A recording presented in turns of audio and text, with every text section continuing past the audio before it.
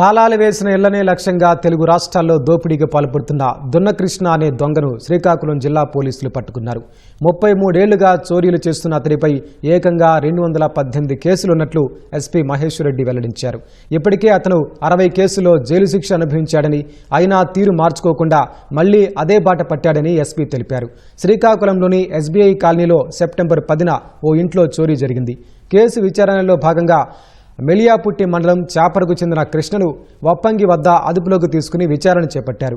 2 రాష్ట్రాల్లోనూ అతడిపై 218 కేసులున్నట్లు తేలింది. మొత్తం 50 కేజీల బంగారం, 300 కేజీల వెండి, కేజీ ప్లాటినం దొంగలించినట్లు పోలీసులు చెబుతున్నారు.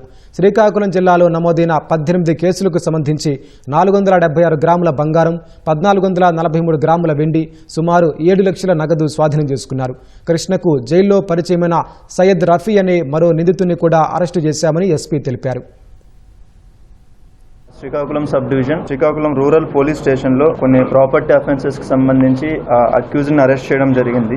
ఇద్దరు వ్యక్తులను అరెస్ట్ చేస్తున్నాము. సో ఇందులో A1 వచ్చి దున్నా కృష్ణ అలియాస్ ప్రీతం కృష్ణ సింగ్, A2 వచ్చి Syed Rafi.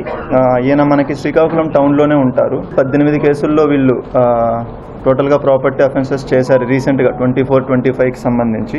Total property loss వచ్చి 476 గ్రాముల గోల్డ్, 1443 అంటే ఆల్మోస్ట్ కిలోన్నర సిల్వర్, 7 లక్షల క్యాష్ పోయినట్లు కంప్లైంట్స్ ఉన్నాయి మనకి.